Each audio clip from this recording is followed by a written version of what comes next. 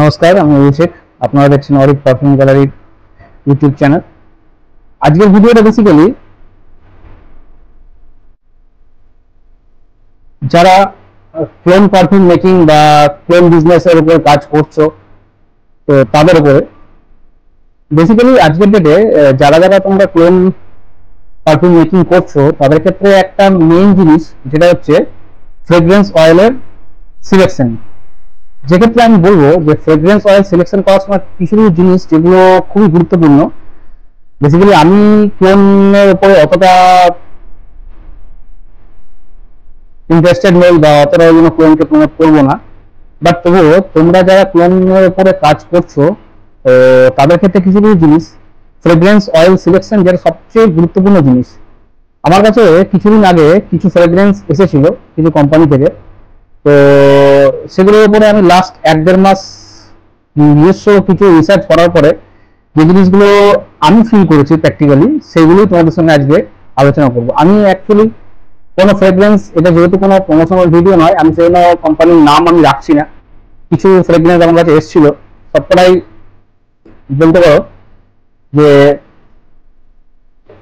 Designer পারফিউমের pen version, ঠিক আছে। কোনোটা দিয়ে আমি নাম রাখিনি, কোম্পানির নাম, ঠিক আছে। তো আমি বেসিক্যালি তোমাদের যে জিনিসটা বলতে চাইছি যে কোনো ফ্রেগ্রেন্স অয়েল চুজ করার আগে যে জিনিসগুলো প্রথমে আমাদের দরকার, গুরুত্বপূর্ণ জিনিস যেগুলো জানার, প্রথমত হচ্ছে আমার কাছে 3 রকমের ফ্রেগ্রেন্স অয়েল এসেছিল, ঠিক আছে, যেগুলো আমি নিজে প্র্যাকটিক্যাল করার পরে যে জিনিসগুলো ফিল করেছি সেই জিনিসগুলো আজকে আলোচনা করবো। প্রথম, যে কোনো ফ্রেগ্রেন্স অয়েল যখনই আসবে প্রথমে আগে নাকে প্রত্যেকটা অয়েলকে স্মেল করবে। কি হবে দেখো, এই একটা ফ্রেগ্রেন্স অয়েল, এটাকে আমি এবার নাকে স্মেল করছি। প্রথমত নোট স্ট্রাকচার আমি বলছি না, মানে এটা নাকে স্মেল করার পরে তোমার কি ডাইমেনশন তুমি বুঝছো, কতটা মাইল্ড বা কতটা স্ট্রং, কতটা শার্প, কতটা ডেপথ আছে, কতটা রাউন্ডেড, এই জিনিসগুলো প্রথমে আগে ফিল করতে হবে। প্রথমে যে আমি ফ্রেগ্রেন্স অয়েল ড্যামেজ খুলছি এবং নাকে নিয়ে আমি দেখছি, চেষ্টা করছি বোঝার।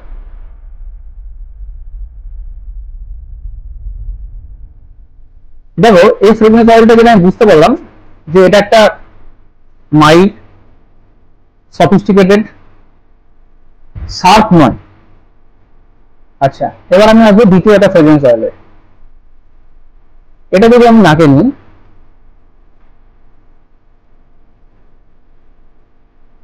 এটা নাকে নিয়ে আমি বুঝতে পারলাম যে এটা শার্প এবং স্ট্রং। আরেকটা যে ফ্রেগ্রেন্স অয়েল, এটাকে আমি নাকে নিয়ে একবার দেখবো।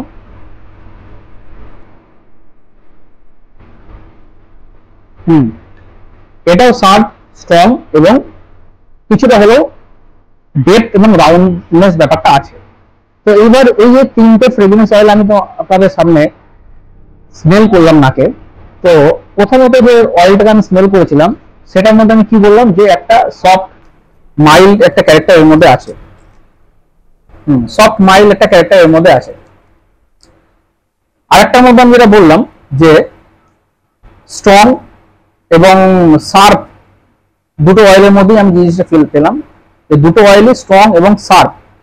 তো 90% বা বলতে পারেন 85 থেকে 90% কেসে এই যে ফ্রেগ্রেন্স অয়েলটা প্রথমে আমি নাকে নিয়ে স্মেল করলাম, যেটাকে আমি বললাম মাইল্ড এবং সফট, তো এটাকে যখনই পারফিউমে কনভার্ট করা হবে এর কিন্তু পারফরমেন্স একদমই ভালো হবে না, একদম ভালো হবে না, ঠিক আছে।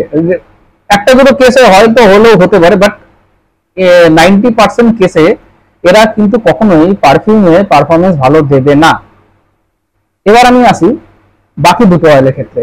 যে দুটো অয়েলের ক্ষেত্রে আমি বললাম যে দুটোই আমরা দেখতে পেলাম যে স্ট্রং এবং শার্প। এইবার এই দুটো অয়েলের ক্ষেত্রে দুটোকেই আমি যেটা বললাম যে স্ট্রং এবং শার্প, এই দুটো অয়েলের ক্ষেত্রে আমরা কি করতে পারি, দুটো অয়েল প্রত্যেকটাকেই একটা করে ড্রপ নিজের হাতে আর এই হাতে দেবে। দেওয়ার পর তোমরা পর্যবেক্ষণ করো যে অয়েলগুলো এমনি ওয়েদারের মধ্যে এই খোলা বাক্সের মধ্যে কতক্ষণ স্টে করছে তোমার হাতে। যদি দেখো কোনো অয়েলটা 1 ঘন্টা স্টে করছে বা আরেকটা অয়েল তুমি দেখলে 3 ঘন্টা স্টে করে যাচ্ছে, তাহলে সেকেন্ডটা যেটা তোমার 1 ঘন্টা স্টে করছে এবং থার্ড যেটা হচ্ছে তোমার 3 ঘন্টা স্টে করছে, তুমি অবশ্যই প্রেফার করবে 3 নম্বর অয়েলটাকে, যেটা 3 ঘন্টা স্টে করছে, ঠিক আছে। এখন বক্তব্যটা হচ্ছে তুমি এই প্রত্যেকটা ফ্রেগ্রেন্স অয়েলের উপর এখন আমাদের প্রত্যেকের ক্ষেত্রে আমরা দেখতে পাচ্ছি যে আজকাল মার্কেটে যে জিনিসটা চলে এসেছে যে ফ্রেগ্রেন্স অয়েলের সঙ্গে অ্যাকর্ড। অবশ্যই তোমরা অ্যাকর্ড অবশ্যই ইউজ করতে পারো, কিন্তু একটা জিনিস দেখো, যেটা আমি তোমাকে প্রথমে বললাম যে এই এই প্রথম যে অয়েলটা ছিল যেটা ছিল খুব মাইল্ড এবং খুব স্মুথ একদম। যেটা হচ্ছে কি, যখন তুমি কোনো অয়েলকে পারফিউমে ব্লেন্ড করবে অ্যালকোহলের সঙ্গে, যখন পারফিউম হয়ে যাবে, সেই সময় যে জিনিসটা দরকার সেই জিনিসটা এখন থেকে আমি পাচ্ছি, যে এতটা মাইল্ড এবং সফট। তো এটা হয়তো দেখা যাবে তুমি হাতে নিয়ে, যেটা আমি বললাম একদম আপনি টেস্ট করে দেখতে, তো তখন তোমার দেখতে হবে হয়তো খুব বেশি হলে ওটা 45 মিনিট স্টে করছে, ঠিক আছে, ওর বেশি এটা স্টে করতে পারে না। তো এবার একটা জিনিস তোমরা ভাবো, অ্যাকর্ড, অবশ্যই অ্যাকর্ড দরকার আছে। অ্যাকর্ডটা কি করে, এই যে দুটো অয়েলকে আমি যে তোমার নাকে নিয়ে দেখলাম, এই অয়েলটা এবং এই অয়েলটা, দুটো অয়েলকে আমি কি বললাম যে স্ট্রং এবং শার্প। তো এবং আরেকটা জিনিস, অ্যাকর্ডের মেন যে কাজটা হচ্ছে, এই যে দুটো ফ্রেগ্রেন্সের সঙ্গে এই তিনটে ফ্রেগ্রেন্স, আরেকটা আমার কথা বলা দরকার, এই তিনটে ফ্রেগ্রেন্স অয়েলের কিন্তু দাম তিন রকম। একটার সম্ভবত হয়তো 3 থেকে 4 হাজার টাকা কেজি, যেটা বললাম খুব মাইল্ড এবং সফট। আর একটা হয়তো এটা সম্ভবত 7 থেকে 8 হাজার টাকা কেজি এই অয়েলটা। আর এইটা এসেছিল মেবি কোম্পানির তরফ থেকে দাবি ছিল এটা 15 থেকে 16 হাজার টাকা কেজি এই অয়েলটা। তো আমি যেটা বলতে চাইছি, অ্যাকর্ড এর মধ্যে যখন তোমরা ইউজ করবে, অ্যাকর্ডের মেন জিনিসটা হচ্ছে এর মধ্যে একটা যে শার্প এজটা দেখা যাচ্ছে, যে শার্পনেসটা, ওটা কি করবে, একটু রাউন্ড স্ট্রাকচার নিয়ে আসবে। এবং তোমার নাকে যখন তুমি অ্যালকোহলে মিশিয়ে যে স্প্রেটা, প্রথম স্প্রেটা করবে, ওটা তোমার খুব একটা সফিস্টিকেটেড স্মেল তোমার নাকে আসবে। এবং ওই স্ট্রাকচারটাকে একটা রাউন্ড শেপ এবং একটা ডেপথ দেওয়ার জন্য এবং একটা প্রপার ব্লেন্ডিং করার জন্য কিন্তু আমাদের অ্যাকর্ড দরকার। এখন তোমার বক্তব্য হতে পারে আমি 16 হাজার টাকা দিয়ে ফ্রেগ্রেন্স অয়েল কিনছি, তার সঙ্গে আবার অ্যাকর্ড মেশাবো কেন? তো ওই কারণেই অ্যাকর্ডটা দরকার। এবার তোমরা কখনোই এটা ভেবো না যে অ্যাকর্ড, যেটা যে অয়েলটা নর্মালি লাস্টিং করছে হাতের মধ্যে দেওয়ার পর, দেখলে 45 মিনিট থেকে 1 ঘন্টা, সেটাকে তুমি অ্যাকর্ড দেওয়ার পর তুমি এটা কখনোই ভাববে না যে অ্যাকর্ড আমি ওর সঙ্গে মিশিয়ে দিলাম, নর্মাল অ্যাকর্ড, গ্রজম্যান অ্যাকর্ড। তো এর লংজিভিটি তুমি এটা কখনোই আশা করতে পারো না যে 8 ঘন্টা চলে যাবে, একদমই না। অ্যাকর্ড ম্যাক্স টু ম্যাক্স একটা পারফিউমের মধ্যে তার নিজস্ব ক্রিয়েটিভিটি হয়তো খুব বেশি হলে 1 থেকে 1.5 ঘন্টা দেখাতে পারে, এর বেশি কখনোই নয়, ঠিক আছে।